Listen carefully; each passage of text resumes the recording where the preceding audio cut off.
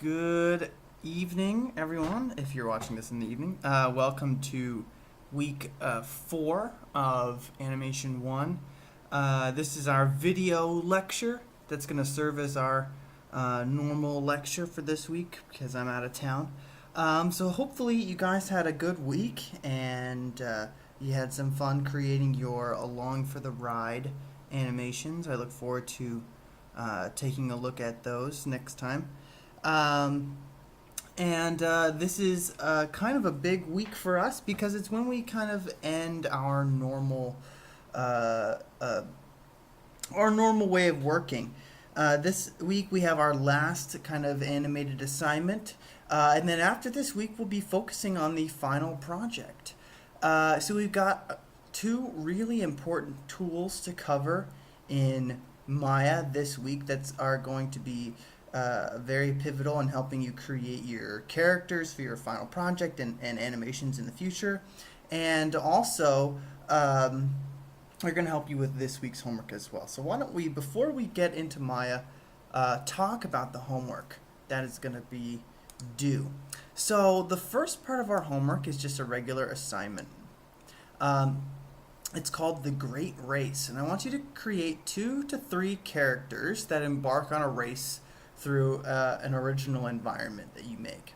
The characters you make should be pretty simple geometry, but I do want them to be somewhat characterized. I don't want them to just be balls, or I don't want them to just be wheels. I want them to be, a thing. I want, whether it's a vehicle or a character with, rollerblades on, something that is recognizable, to have some kind of expressive feature, whether they can emote or whether they can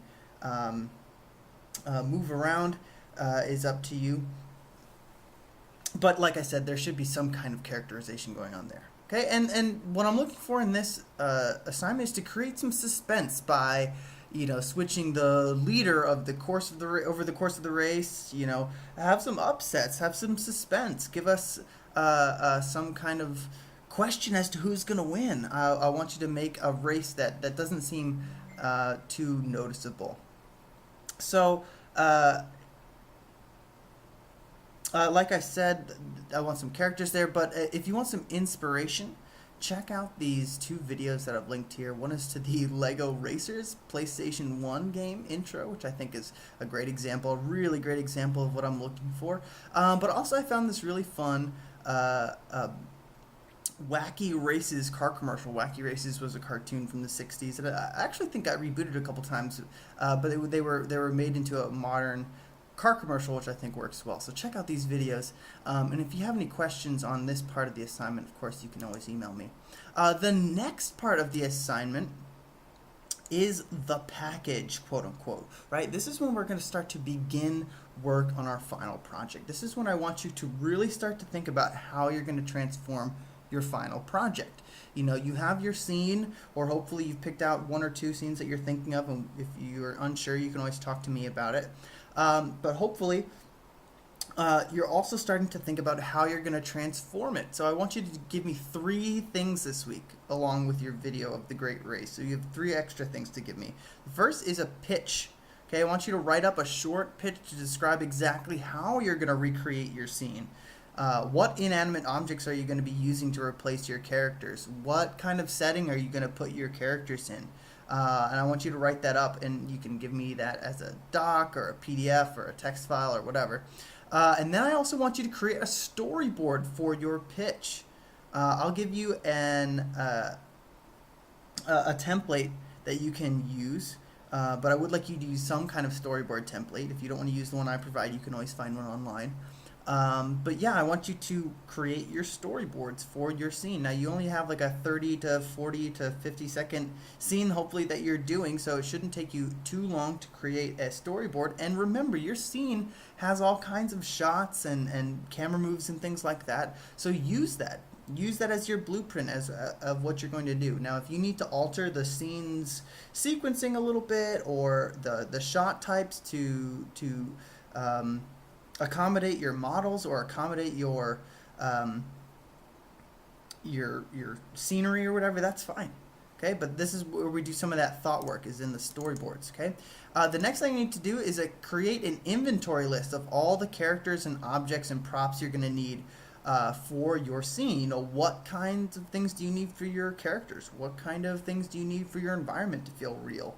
Okay, because that model list or list of models is your deliverables. It's what you're going to have to create to make this whole thing work. So I need a big list of plans this week. The package. Okay, so 2 things due this week. Well, really 4 things if you count this is 1 and this is 3.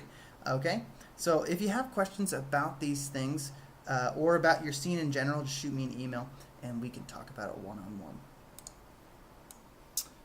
Okay, back to Maya.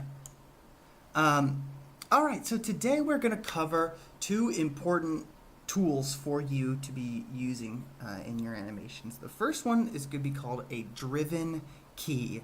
A driven key is going to allow us to create it's kind of like a trigger, but basically you tie nodes together. All of animation seems to be tying nodes together, but what we're going to be doing is we're going to be essentially creating a control for this claw, and I'll put this claw on BBLearn this week for you to follow along with as well. Okay, but what we're going to do is, let's just talk about the logistics of what I'm trying to do. Okay, so basically, if I was to animate this claw, I've already set up a hierarchy scheme with this driver that can move things left and right, and this pole that's there, and this pivot kind of orby thing. And if I wanted to animate the claw itself, I'd have to rotate each one of these claws. And yes, that's fine, but wouldn't it be great if I had a controller that all I needed to do was say, move it up and down, and when I moved it up, all 4 of these prongs or all 4 of these claws lifted. And I think that would be awesome. So we're going to build that today. But driven keys are great for doing things like getting fingers to curl, or having certain things trigger when other things happen. Like things on a mechanical sort of robot. Maybe if you want a vent to open as you rotate one of the legs or something like that. It just is going to allow you to automate a couple things in your rig, and they're really powerful. They're a little tricky to set up at first, but the process is pretty simple. Okay, so go ahead, and if you want to follow along, open up this file and we'll get started. So let's just make sure that all of our things are nice and squeaky clean. Looks like they are. And we're going to have to create a controller for this. And I don't want this controller to render at all. So what I'm going to do is I'm going to create something called a locator. And to do that, you'd go up to Create Locator. And the locator is really, it's nothing. It's almost like a null sort of thing. It's just this point in space. A locator is really neat because it doesn't really do anything, but it does still have these translates, rotates, scales, visibility, all that stuff. So it's got attributes, which is awesome, just like a group. Okay, so what we're going to do is we're going to use this as our controller, and basically I want it to be kind of right here. I'll set some even numbers here. That looks pretty good. And I'm going to animate this moving up and down, and we'll have these following. But we need to set up those connections. This box is just here to be grabbed by the claw when we're ready to animate. Okay. So first things first, we've got to make sure that this is squeaky clean. So get your locator in location in the space you want it to, and I think this is pretty good for me. So what I'll do is I will freeze the transformations and delete the history, or actually I'll delete the history and then freeze the transformation. So in the poly modeling tab in 2018, there's the delete history button and the freeze transformation button, or you can go to edit, delete by type, history, and then modify, freeze transformations. Nice, squeaky clean. And now we're going to set our driven key, or SDK sometimes is what it's called too, but we're going to set up our driven keys. So to do that, you need to be in your animation dropdown, and we're going to go up to key, and then we're looking for set driven key, and then I'm going to tear off this menu just by left clicking this blue double dotted edge here. Great. So let's hit set, and this is the menu that we want to be looking at a lot of. Okay, so we've got our driver and our driven, right? Our locator is our driver. That is what is going to trigger this motion, right? So we need to tie our attributes together. So let's load our driver and load our driven. This has already been loaded as our driven. That's wrong. We're gonna fix that. So let's just select our locator and load that as our driver. Great. Now it shows up here, and you can see all of its channels. This is good. All right. Let's do this first claw, the right claw, and I want to tie it to the rotate Z. So the next thing we need to do is we need to load that as our driven, and then we need to select the attributes in question. So I want my locators translate Y to drive my right claw's rotate Z. Rotate Z. Okay, so locator is my driver. I've selected its translate Y. That's the actual driver. And the driven is my right claw rotate Z. So now what we're going to do is we're going to set our stats, right? So I want this to be at 0 when this is rotated down, and I want this to be at like positive 10. Oops, 10. And that seems pretty good. Maybe, I'll keep it at 10. I'll keep it at 10. That's a nice even number. Okay, and when this is at positive 10, I want this Z rotation to be like 70. Yeah, that looks good. So let's just undo that. Okay, so we've got our numbers in mind. We've got them back to their kind of resting position, and we've got these selected. The next thing we're going to do is hit key. And this turns purple. Notice I've got my wireframe on. This turns purple, telling me it's got incoming connections. Okay, and the way that a driven key works is first we set its like resting state, and then we set its changed state. So we've just hit key. The next thing you need to do is take your controller and set it to its maximum. We said 10. That's a nice even number. Then let's bring our claw, and look, we've got a little blue next to our rotate Z that tells us that this is kind of like active. And we'll hit 70, and we'll hit key. Awesome. Let's test it. So if I grab my locator and I move it down, look at that. That's beautiful. All right, so let's do this for all of our claws. All right, so we need to load another driven. So I'm going to just go around here, and I'll hit, so my front one claw, we'll load that as the driven. And this one I want to rotate in the x-axis, the negative x-axis is where I want to rotate. So we'll say the locator translate Y is still our driver. Rotate X. All right, this is at 0. Our locator should be at 0. It is. Awesome. We'll hit key. Awesome. That turns purple. That's a good sign. We'll bring our locator up to 10, which is our maximum, which we just set arbitrarily, by the way. Then we'll take this and we'll rotate our rotate X by negative 70. Very nice. And we'll hit key. Let's see if that worked. Always good to check your work. Nice. That looks great. Oops. Great. Okay, let's load another driven, which is going to be our left claw. We'll hit load driven. This one, I also want to rotate in Z, this time negative Z. All right, so we'll say rotate Z. And make sure this is at 0 in translate Y, which is what we want. It is, so we'll hit key. That turns purple. Very good. Now let's bring our locator up to 10. Awesome. And we'll bring my claw into negative 70 in the Z-axis. We'll hit key, and we'll set this back to 0. That looks like it works. Awesome. And then one final one, the back one, we'll load this as our driven. And we will select this. Oh wait, we should always check what axis we're gonna do. Nice, looks like it's gonna be positive X. Okay. So rotate X, there we go. And we'll hit key. Awesome, it's turned purple. Let's bring this up to 10. And bring this to 70, positive 70. And we'll hit key. Nice. Let's check it out. So now we've got this controller that when it moves up and down, these claws follow it.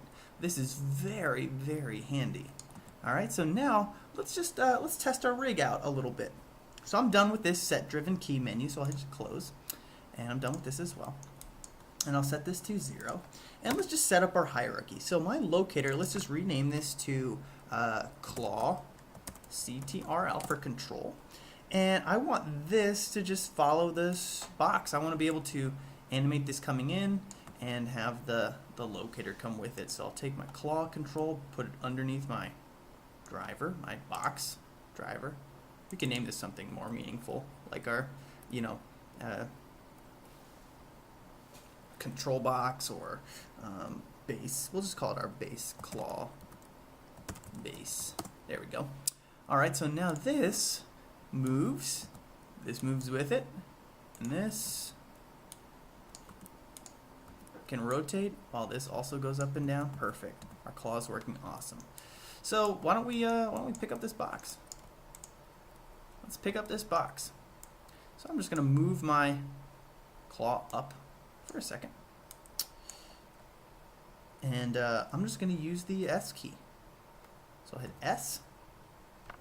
And I'm going to shrink my workspace here for a second. We'll come down 12 frames or so. And come on down to about there. Or why don't we do this? We'll have it pause for a second. So it comes down. Add a little bit of overlap. Oh yeah, this is going to look great. Copy. Paste.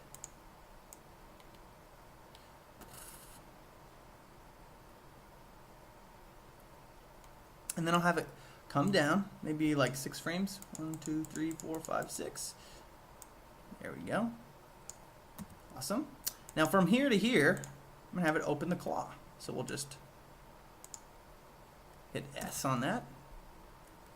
I mean, really, we could just lock everything else. Just lock that, because I only want to move it and translate Y, right? That's the only thing I want to do. So we'll just lock those attributes. So anyway, back to what I was doing. I believe I was on frame 17 or so. And I'll hit S. I'll move this up.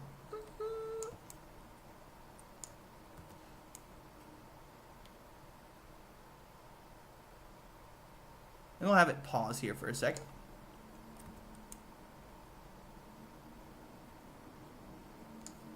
Come down. Just like that. Perfect. This will be our kind of our contact frame.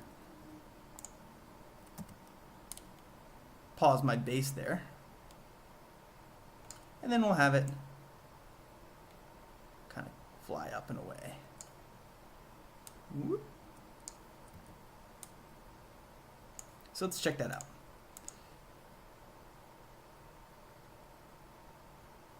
That's a little stuttery. Needs more time. But hey, that's okay. That would just be some editing. So I won't make you guys watch me edit this this animation too much. But why don't we set up a little parent constraint, just so we can complete this animation, have this claw pick it up. So this should be pretty familiar from last week. So I'll say my contact frame is 30. So I'll go to frame 30. And I'm going to parent it to this orbity thing here so that it can rotate with the claw. So what I'll do is I'll select my orb first, my pivot, shift, select my cube, which is my child, and we'll go to constrain and parent.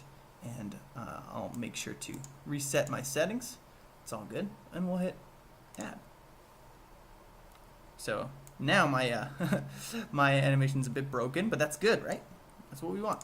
So let's find that parent constraint in my outliner, which is underneath the box. Here it is. And we're going to set the pivot weight in the channel attribute box, the channel box, at 1 on frame 30. And then go to frame 29 and we'll set it to 0. So that it's kind of like a switch, just like we did last week. So that should be pretty much review. So let's see what this looks like.